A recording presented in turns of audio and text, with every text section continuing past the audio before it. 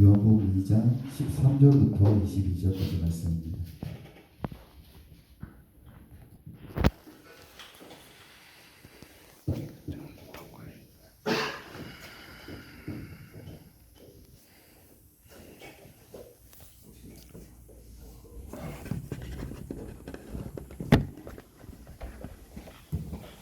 요한복음 2장 13절부터 22절까지 말씀 함께 교독하시고 하겠습니다. 함께 교독하겠습니다. 유대인의 유월절이 가까운지라 예수께서 예루살렘으로 올라가셨더니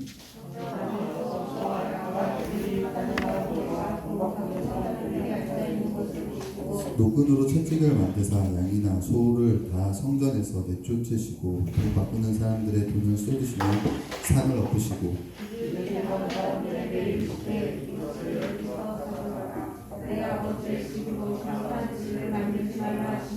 제자들이 성경 말씀에 주의 전을 사모하는 열심히 나를 삼키리라 한 것을 기억하더라.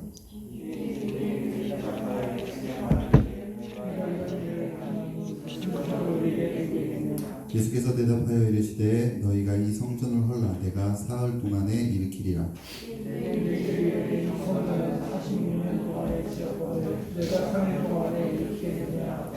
그러나 예수는 성전된 자기 육체를 가리켜 말씀하신 것이라. 죽은 자 가운데서 살아나신 후에 제자들이 말씀하신 것을 기억하고 성전과 예수께서 하신 말씀을 읽었다. 오늘 이렇게 청년부 예배에 나오신 청년들을 환영하고 축복합니다. 오늘 우리들이 하는 말씀은 한 번쯤은 들어봤을 말씀이라고 생각을 해요. 여러분들 이 말씀을 들을 때 여러분들은 어떻게 생각하십니까? 우리가 이 말씀을 듣고 난 뒤에 성전에서 장사하는 사람들을 내쫓으셨다 예수님이 이렇게 말씀하셨다라는 이렇게 하셨던 그 예수님의 말씀을 들을 때 우리 마음속에 혹시 그런 마음 들지 않습니까? 우리 교회에서 바자회 한다 그러면 마음에 부담이 좀 생기고 청년부에서 어떤 수련회를 위해서 어떤 커피를 판다 이럴 때 부담이 생기고 그런 마음이 혹시 드시나요? 생각도 한번 해본 적이 없나요? 어떤 사람들은요, 그래서 교회에서 장사하는 것처럼 보이는 것들에 대해서 부담을 가지는 사람들이 있어요. 이 말씀을 근거로 해서. 물론 저도 그분들의 어떤 신앙의 순서성에 대해서는 정말 좋게 생각을 합니다. 그런데 하나님의 마음은요, 그것을 뛰어넘는다는 것을 우리가 알 수 있어요. 왜냐하면 우리 한번 성경 말씀 한번 더 찾아봤으면 좋겠는데 신명기 14장 말씀입니다. 구약 성경 신명기 14장 신명기 14장 22절부터 26절 신명기 14장 22절부터 26절까지 말씀 찾으셨어요? 네, 함께 한 목소리로 한번 읽어볼까요? 시작. 너는 마땅히 매년 토지의 소산 11조를 드릴 것이며 내 하나님 여호와께서 그의 이름을 드시려고 택하신 곳에서 내 곡식과 포도주와 기름의 11조를 먹으며 또 내 소와 양의 처음 난 것을 먹고 내 하나님 여호와를 경외하기를 항상 배울 것이니라. 그러나 내 하나님 여호와께서 자기 이름을 두시려고 택하신 곳이 내게서 너무 멀고 행구가 어려워서 내 하나님 여호와께서 그 풍부히 주신 것을 가지고 갈 수 없거든. 그것을 돈으로 바꾸어 그 돈을 싸가지고 내 하나님 여호와께서 택하신 곳으로 가서 내 마음에 원하는 모든 것을 그 돈으로 사되 소나 양이나 포도주나 독주 등 내 마음에 원하는 것을 구하고 거기 내 하나님 여호와 앞에서 너와 내 건속이 함께 먹고 즐거워할 것이며. 아멘. 이 말씀을 보니까 어때요? 성전에서 장사하는 게 사실은 구약 성경 신명기에 나와 있는 말씀으로 근거가 되고 있는 것을 우리가 볼 수가 있습니다. 그러니까 성전 안에서 장사하는 사람들은요, 나름대로 성경적인 기준을 가지고 장사를 하는 거예요. 성경적인 기준으로 장사를 하고 있었습니다. 그런데 예수님께서 왜 그렇게 성경적인 기준을 가지고 장사하고 있는 이 장사꾼들에게 이렇게 화를 내셨을까요? 왜냐하면 그 당시 시세보다 10배 가까이 이득을 보려고 하는 그 장사꾼들의 욕심, 그 마음의 그 계명을 넘어서는 그들의 욕심, 잘못된 마음에 대해서 예수님께서 분노하고 계신 것이기 때문에 그렇습니다.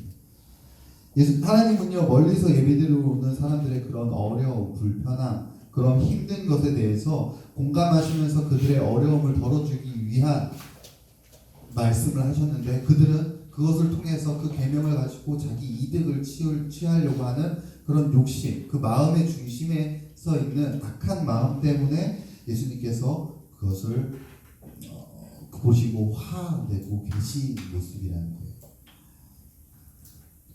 그랬더니 유대인들이 예수님에게 이렇게 묻습니다. 오늘 다시 요한복음으로 돌아와서 오늘 말씀 2장 18절에서 이렇게 유대인들이 다시 예수님에게 물어요. 성전을 막 쫓아내시고 막 동물들 다 내쫓아버리고 돈도 막 다 엎으시는 게 예수님을 보면서 유대인들이 이렇게 얘기합니다. 네가 지금 이런 일을 행하고 있는데 우리에게 보여줄 표적이 무엇이냐? 다시 말하면은 1을 하고 돼 있죠. 또는 표적이라고 돼 있고 이적이라고 돼 있잖아요. 이 이적이 무엇이냐? 어떤 신기한 일이 무엇이냐? 우리에게 가르쳐 주는 놀라운 그런 것들이 무엇이냐라고 묻습니다. 그랬더니 예수님께서 19절에서 말씀하세요. 너희가 이 성전을 하라. 내가 사흘 동안 일으키리라. 당시 유대인들뿐만 아니라 제자들 또한 처음에 예수님께서 계셨을 동안에는 이 예수님께서 말씀하신 그 말씀을 전혀 이해하지 못하고 46년 동안 지은 성전을 어떻게 3일 만에 다시 짓겠냐라고 의심을 하고 있었습니다. 나중에 돼서야 예수님께서 부활하고 난 뒤에야 제자들은 이 사건을 생각하면서 예수님께서 하신 말씀이 물리적인 성전이 아니라 부활하시는 예수님, 부활을 통해서 완전한 성전이 되시는 예수님의 그 부활의 육체에 대한 말씀을 하고 계시다는 것을 깨닫게 되었다라고 오늘 말씀에서 얘기해 주고 있어요. 오늘 말씀을 통해서 우리가 신앙생활을 하는데 굉장히 중요한 세 가지를 우리에게 가르쳐 주고 있습니다. 첫 번째는요, 본래 목적을 우리가 잘 알고 있어야 된다. 본래 목적이 무엇인지. 그리고 또 우리가 본래 목적에 맞는 행동을 해야 된다는 거죠. 신명기에서는 멀리서 하나님을 경외하기 위해서 하나님께 제사드리고 11조를 드리기 위해서 오는 그런 사람들이 돈으로 환전해서 오는 것에 대해서, 그리고 환전에 와가지고 성전에서 다시 그 돈으로 재물을 사는 것에 대해서 하나님께서 인정해 주고 계세요. 그것은 그 말씀이 장사꾼들을 위한 말씀은 아니잖아요. 장사꾼들을 위해서 하신 말씀이 아니라 그 어려움을 당하고 힘든 상황 속에서도 하나님을 경외하려고 하는 그런 믿음의 사람들을 향한 말씀이었는데, 장사꾼들은 그 말씀을 너무나도 잘 알고 그것을 자기 이득이 되는 방향으로 행동을 하고 있습니다. 어떻게 보면은 장사꾼들은 그 말씀을 따라 순종을 하고 있는 것처럼 보입니다. 순종을 하고 그 말씀을 따라서 순종하는 것처럼 보여요. 형식적으로. 그러나 하나님께서 왜 그 말씀하셨는지, 그 목적, 멀리서 하나님을 경외하기 위해서 오는 사람들이 어려우지 않게 하기 위해서 하나님께서 편의를 봐주시는 그런 목적을 생각하지 않았고, 오히려 목적이 사라진 그 순종만이 장사꾼들에게는 남아있었다는 거죠. 목적이 사라진 말씀의 순종은요, 우리를 오히려 잘못된 길로 향하게 만든다는 것을 우리가 알아야 됩니다. 뿐만 아니라 목적을 잃은 순종은 우리가 잘못된 길로 향하는 게 하기도 하고, 또 우리가 욕심에 빠지는 그런 그것을 우리가 알아야 된다는 거죠. 이스라엘의 초대 왕이었던 사울이요, 하나님께서 사무엘 선지자를 통해 가지고 아말렉을 진멸하고 하나도 남김없이 모든 것을 다 진멸하라고 이렇게 명령 말씀을 하셨어요. 왜냐하면 신명기 25장 18절 말씀을 보면요, 이스라엘 백성들이 출애굽해서 광야의 길을 갈 때 아말렉 사람들이 굉장히 뒤쳐져서 따라오는 약한 사람들을 겨냥해서 아말렉이 공격을 했어요. 정말 하나님께서는 그런 걸 정말 싫어하시거든요. 연약한 사람들을 향해서 공격하고 그런 거. 그렇기 때문에 아말렉 사람들은 그 일로 인해서 하나님의 진노를 샀고, 하나님은 하나님께서 아말렉을 보면서 너는 나를 대적하는 민족이다라고 이렇게 얘기할 만큼 굉장한 그 진노를 샀습니다. 그리고 사울이 왕이 됐을 때 하나님께서 선지자 사무엘을 통해 가지고 하나님 대적하고 있던 그 아말렉을 진멸하라고 말씀을 하고 계세요. 그리고 사울은 그 하나님의 명령을 듣고 대군을 데리고 아말렉을 쳤고 결국에는 승리를 하게 됩니다. 크게 승리를 하게 되죠. 그런데 사울은요, 겉으로는 하나님께 제사 드리기 위해서 좋은 재물들을 가져왔다라고 말을 합니다. 좋은 재물을 하나님께 제사 드리기 위해서. 뭐 어떤 사람들은 사울이 자기 욕심 때문이다라고 이렇게 얘기하고, 어떤 사람들은 뭐 사울이 자기 재물을 갖기 위한 그 욕심 때문이라고 얘기하고, 어떤 사람들은요 또 사울이 그 왕이 초대 왕이잖아요. 그러니까 어떤 기반이나 이런 거를 가지고 자기 업적을 세우기 위해서 가져왔다라고 얘기하지만 성경에서는 그런 얘기는 없고요. 추론해 볼 수는 있어요. 그럴 수도 있겠다. 근데 성경에서는 어떻게 얘기하냐면, 내 백성들이, 그러니까 사울과 함께 전쟁에 나갔던 그 백성들이 우리 좋은 재물들을 가지고 가서 하나님께 제사 드리고 순종합시다 이렇게 얘기했기 때문에 나는 사울 입장에서는 그 백성들의 말을 들어준 거다 이렇게 얘기를 하고 있거든요. 그러니까 진멸하라는 하나님의 말씀에는 순종을 했지만 하나님을 진짜 보는 것이 아니라 백성들을 두려워하고 백성들을 보고 있었기 때문에 사울이 하나님 말씀에 진짜 순종한 건 아닌 게 된 거예요. 하나님의 아말렉을 진멸하는 말씀의 목적은 뭐예요? 아말렉을 더 이상 용서받을 수 없는 민족이기 때문에 하나님께서 진멸하라고 말씀했지만, 사울은 그 목적을 잊어버리는 순종을 했고, 제사라는 것, 하나님께 제사 드리기 위해서 그것만 생각하고 했기 때문에 목적을 잃어버린 순종이 하나님께서 사울을 버리시는 결과를 갖게 되었다는 거죠. 우리가 목적을 잃어버린 순종이요, 정말 위험한 순종입니다. 우리는 하나님의 목적을 알기 위해, 그렇기 때문에 우리는 하나님의 목적을 알기 위해서 부단히 노력해야 돼요. 하나님께서 계명을 그냥 주셨지만 그 계명을 막 이렇게도 해석할 수 있고 저렇게도 해석할 수 있어요. 그러나 진짜 하나님께서 주신 그 계명이 우리에게 무슨 의미인지, 왜 주셨는지, 하나님께서 무엇을 위해서 우리에게 주셨는지에 대해서 우리 끊임없이 깨달아 가려고 노력해야 되고, 또 우리로서는 알 수 없기 때문에 성령께서 도와달라고, 깨닫게 해달라고 기도하면서 하나님의 뜻을 구하는 삶을, 그런 신앙생활을 해야 되는 줄 믿는 우리 청년들 되기를 소망합니다. 그런가 하면요, 우리 또 한 가지 신비의 영역에 대해서도 우리가 믿음으로 인정을 해야 된다는 거예요. 한국 교회가 방언과 같은 신비적인 신앙 체험을 굉장히 중요하게 생각했던 적이 있습니다. 오늘날도 몇몇 교단에서는요, 방언이 필수다라고 얘기할 정도로 어떤 신비적인 것들을 추구하는 그런 사람들이 굉장히 많이 있었어요. 그렇다 보니까, 근데 오늘날은요, 사실 신비적인 경향보다는 조금 더 보다 이성적인 생활, 그런 신앙생활을 좀 추구합니다. 그렇다가 보니까 이해되지 않는 것, 신비한 것은 이해되지 않는 거잖아요. 그러니까 신비한 것이 이해되지 않는 것을 인정하기 힘듭니다. 저도 좀 그래요. 저도 약간 좀 그런 면이 있거든요. 그래서 뭔가 확실히 증명되는 것을 좋아하지, 증명되지 않고 이해되지 않는 것들을 좀 별로 안정적이지 못하다라고 생각이 좀 들어서 별로 좋아하지 않는데, 그럼에도 불구하고 우리는요, 신비로운 영역에 대해서는 믿음으로 다가가야 한다는 거예요. 예수님께서 3일 만에 성전을 세우시겠다고 말씀하셨습니다. 이해를 추구하는 저 같은 사람들은 똑같이 대답했을 거예요. 어떻게 46년 지은 성전을 헐고 3일 만에 다시 지었겠냐. 근데 사실은 저 같은 사람도 물리적인 성전만 생각했을 거라는 거죠. 그러나 예수님께서 물리적인 성전에 대해서 얘기하고 계신 게 아니잖아요. 신비한 부활이라는 그 사람으로서는 도무지 상상할 수 없는 그런 방법에 대해서, 신비한 것에 대한 말씀을 하고 계시더라는 거죠. 어떻게 보면요, 앞서 얘기했던 목적을 잘 알고 순종해야 한다라고 말씀드리는 것과 굉장히 대조적인 반대 방향처럼 생각될 수도 있습니다.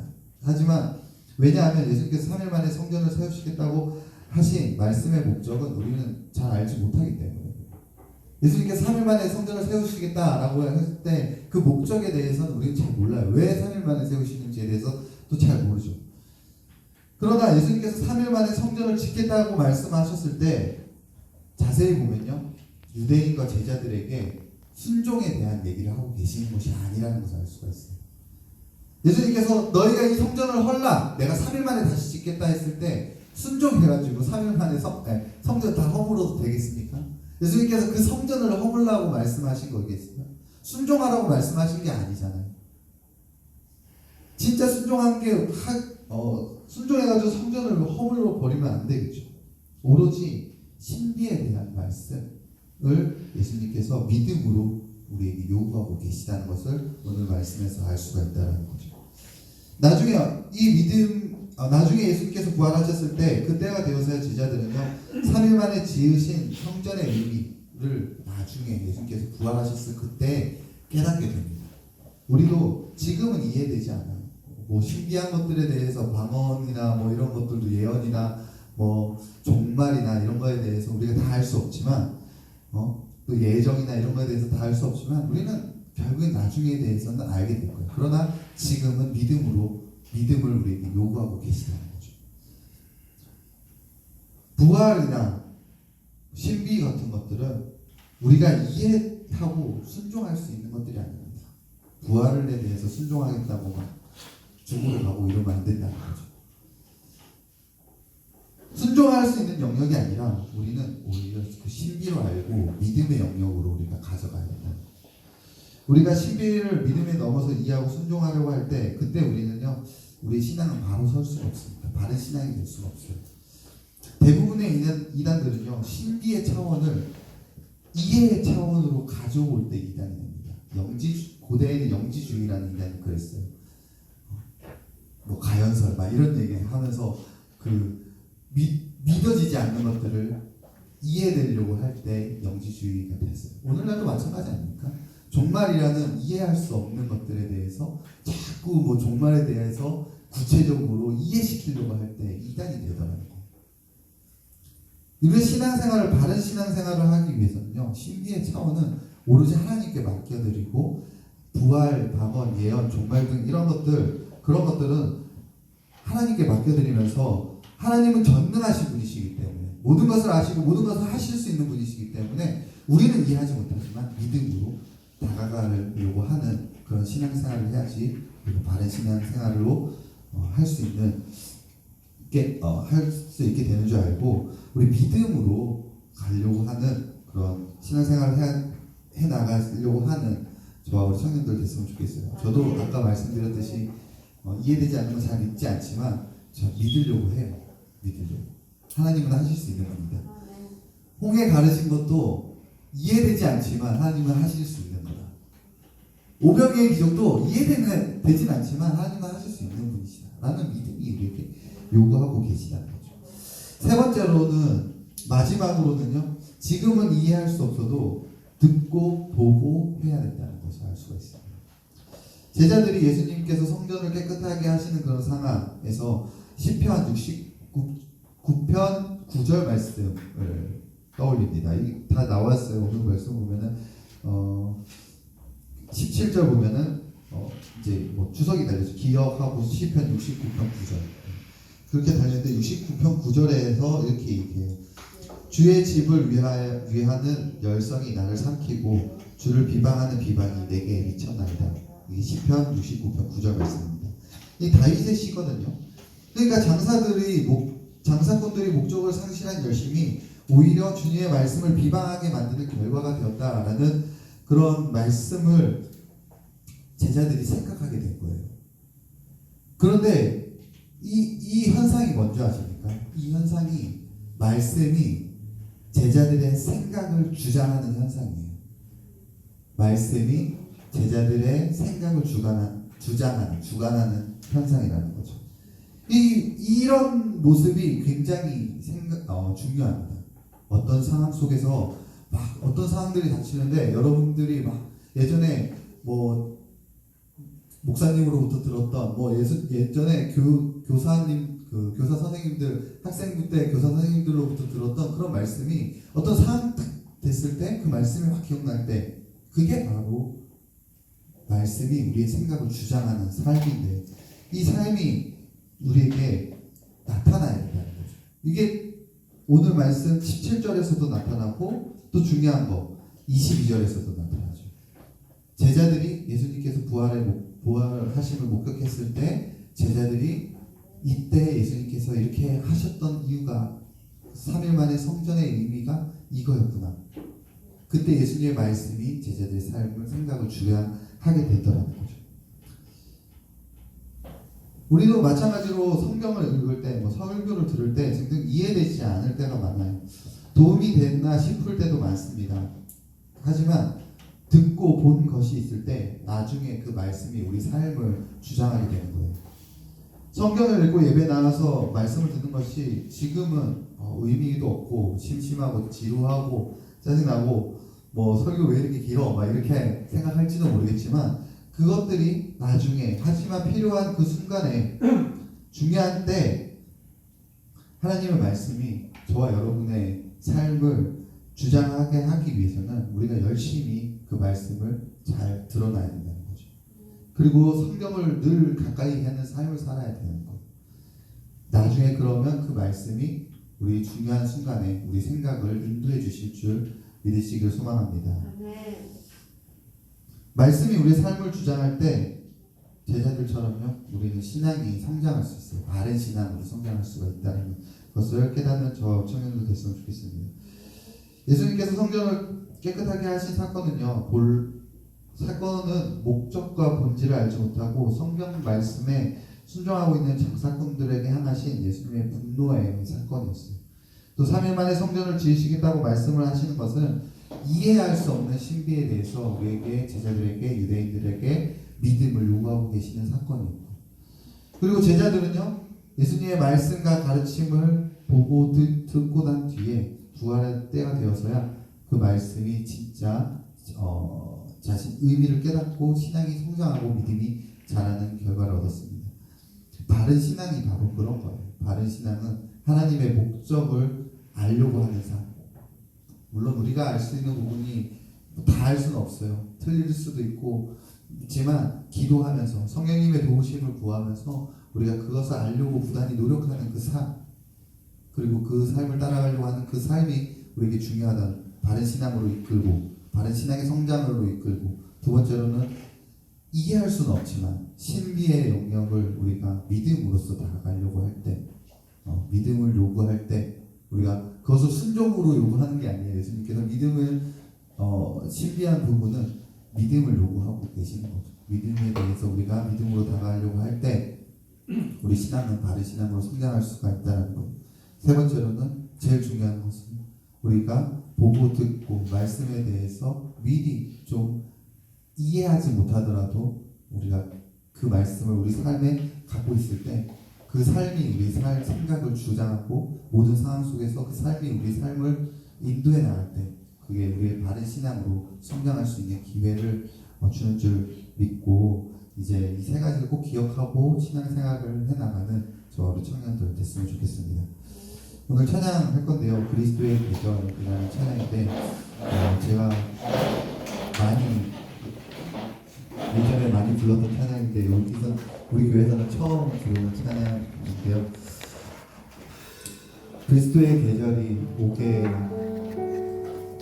했으면 좋겠다라는 제 소원도 있고 또 여러분들도 바른 신앙으로 그리스도의 계절 예수님께서 함께 하시는 그런 신앙적인 사회, 신앙적인 교회 그런 것을 생각하면서 우리가 바른 신앙을 꿈꾸면서 찬양을 함께 부르면서 나가도록 하겠습니다.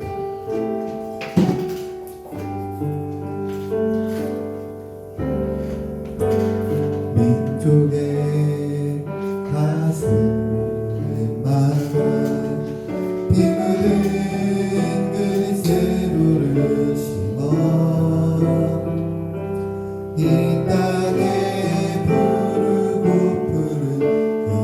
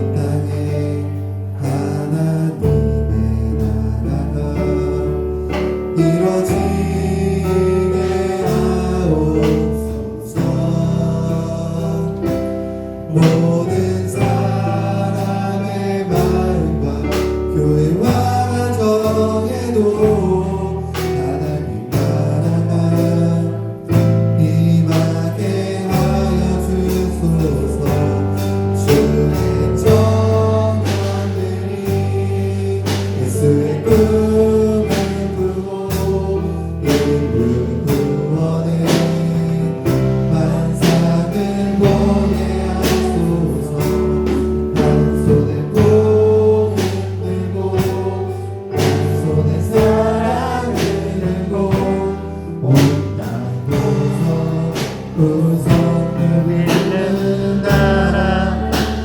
일단 구석구석에서 일단 구석구석에서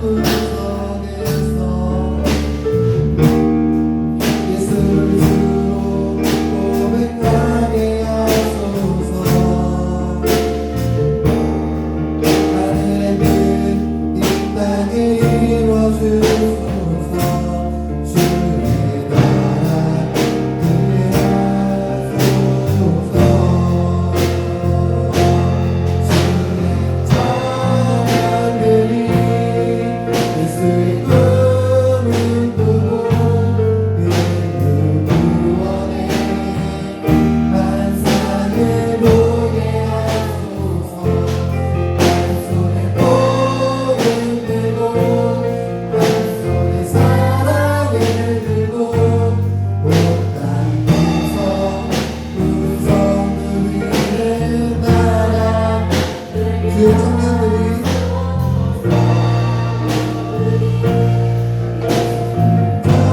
땅을 두고 이를 구원해 만상을 보게 하소서. 한 손에 복을 들고 한 손에 사랑을 들고 온 땅 구석 누리는 나라 되게 하소서. 같이 함께 기도하실 때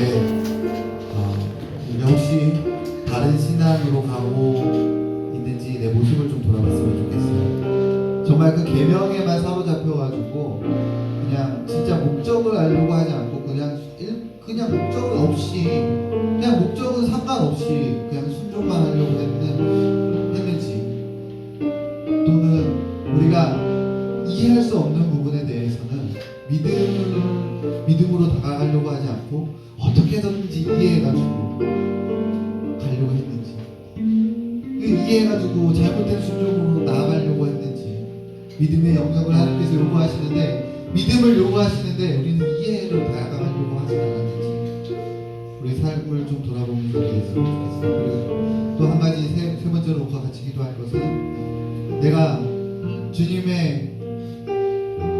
주님께서 내 삶을 인도해 주실 것을 바라면서 내가 말씀을 별로 가까이 하지 않고 정말 하나님께서 주시는 놀라운 그 말씀이 우리 삶 속에서 나타나지 못하게 우리가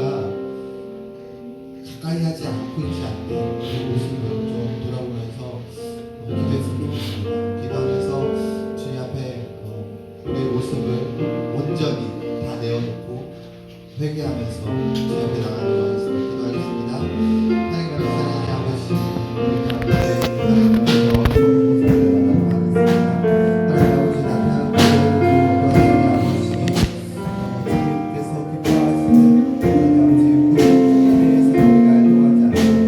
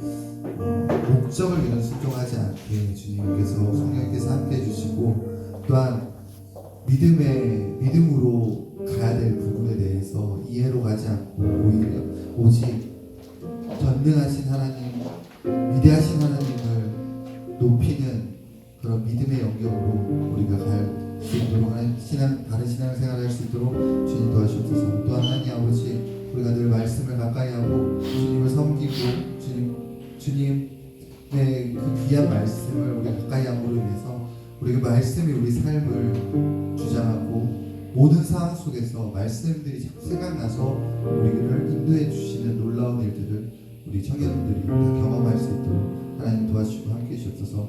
모든 예배 하나님께서 함께 받으실 줄 믿으며 예수님 이름으로 기도드립니다.